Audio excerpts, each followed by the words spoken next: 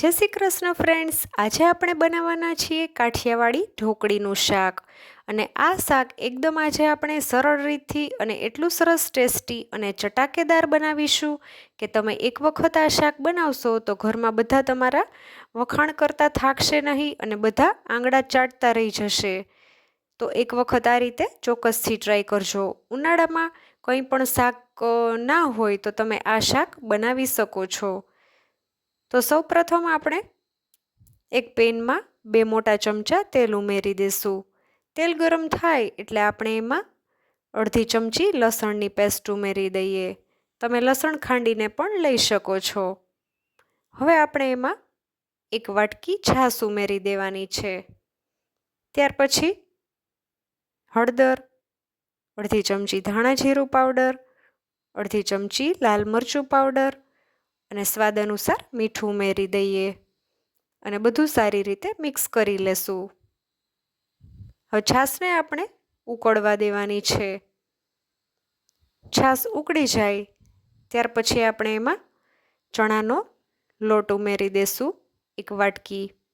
ચણાના લોટને ચાળીને જ લેવાનો છે, એ વાતનું ખાસ ધ્યાન રાખવાનું છે. હવે આપણે આ રીતના સતત વેલણની મદદથી ગોળ ગોળ ચલાવતા રહીશું જ્યાં સુધી મિશ્રણ ઘટ ના થઈ જાય. તો તમે જોઈ શકો છો મિશ્રણ ઘટ થઈ ગયું છે અને પેનમાંથી છૂટું પડી રહ્યું છે. તો હવે આપણે એક થાળીમાં મિશ્રણને લઈ લેશું. આ થાળીને મેં પહેલેથી જ ઓઇલથી ગ્રીસ કરીને રાખેલી હતી. એમાં બધું મિશ્રણ આપણે લઈ લેવાનું છે. ત્યાર પછી આ રીતના હાથથી પ્રેસ કરી લેવાનું છે. જો તમને હાથથી ગરમ લાગે અને ના ફાવે તો તમે વાટકીથી પણ કરી શકો છો.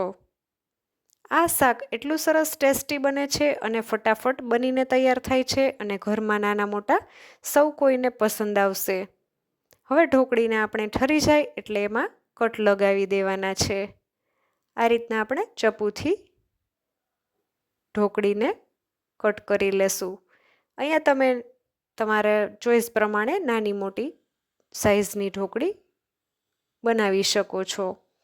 અને એટલી સરસ ઢોકળી સોફ્ટ બને છે કે તમે બનાવશો ત્યારે બધા વખાણ કરશે. જો મિશ્રણ વધારે ઘટ થઈ જશે તો ઢોકળી કડક બનશે, એટલે એ વાતનું તમારે ખાસ ધ્યાન રાખવાનું છે. અહીંયા આપણે મિશ્રણ બનાવવાની જ ખૂબી છે. જો મિશ્રણ પરફેક્ટ હશે તો ઢોકળી ખૂબ જ સરસ બનશે. તો હવે આપણી ઢોકળી બનીને રેડી છે. હવે આપણે શાક માટેનો વઘાર કરી લઈએ. એના માટે આપણે ગેસ ઉપર એક પેન લેશું. એમાં તેલ ગરમ કરવા માટે મૂકી દેશું.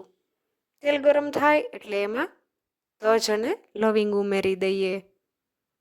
ત્યાર પછી આપણે એમાં અડધી ચમચી રાઈ, અડધી ચમચી જીરું અને ચપટી હિંગ ઉમેરી દેશું અને મીઠા લીમડાના પાન ઉમેરી દઈએ અને આદુ લસણની પેસ્ટ અડધી ચમચી ઉમેરી દેશું. ત્યારબાદ ઝીણી સમારેલી ડુંગળી ઉમેરી દેશું. મેં અહીંયા 2 મીડિયમ સાઇઝની ડુંગળીને ઝીણી સમારી લીધી છે. આ શાકમાં આપણે ગ્રેવી બનાવવાની નથી, તમે ચોપરથી પણ કટ કરી શકો છો. ત્યાર પછી હળદર અને મીઠું ઉમેરીને મિક્સ કરી લઈએ. ડુંગળી થોડી ચડી જવા આવે ત્યાર પછી આપણે એમાં ઝીણા સમારેલા ટામેટાં ઉમેરી દેશું. અહીંયા મેં 2 ટામેટાને સમારીને લીધા છે. ટામેટાની પણ આપણે ગ્રેવી નથી કરવાની અને આ રીતના પીસ કરશું તો ટેસ્ટ ખૂબ જ સરસ આવશે શાકનો. હવે આપણે એમાં ધાણા જીરું પાવડર, લાલ મરચું પાવડર ઉમેરીને ચલાવી લેશું. ત્યારબાદ આપણે એમાં અડધી ચમચી જેટલો ગરમ મસાલો ઉમેરી દેશું અને બધું સારી રીતે મિક્સ કરી લઈએ અને 2 મિનિટ ચડવા દેશું. 2 મિનિટ થઈ જાય પછી આપણે એમાં થોડું પાણી ઉમેરી દેશું અને પાણીને ઉકળવા દેવાનું છે. પાણી ઉકળી જાય પછી આપણે એમાં ઢોકળીને ઉમેરી દેવાની છે. તમારે જેટલો રસો જોવે એ રીતના તમારે પાણી ઉમેરવાનું છે. જો તરત જમવા બેસવું હોય તો તમારે રસો વધુ નહીં રાખવાનો, અને જો જમવાને વાર હોય તો રસો થોડો વધુ રાખવાનો, નહીં તો ઢોકળી બધો રસો પી જાય છે. એટલે એ વાતનું પણ ખાસ ધ્યાન રાખજો. તો તૈયાર છે આપણું કાઠિયાવાડી ઢોકળીનું શાક. આ શાકને તમે થેપલા, પરાઠા, ભાખરી કોઈ પણની સાથે ખાઈ શકો છો. આવા જ નવા વિડીયો જોવા માટે ચેનલને સબસ્ક્રાઈબ કરો. જો વિડીયો ગમ્યો હોય તો પ્લીઝ ફ્રેન્ડ સાથે વધુમાં વધુ શેર કરજો, લાઈક કરજો, કમેન્ટ કરવાનું ના ભૂલતા. Thanks for watching.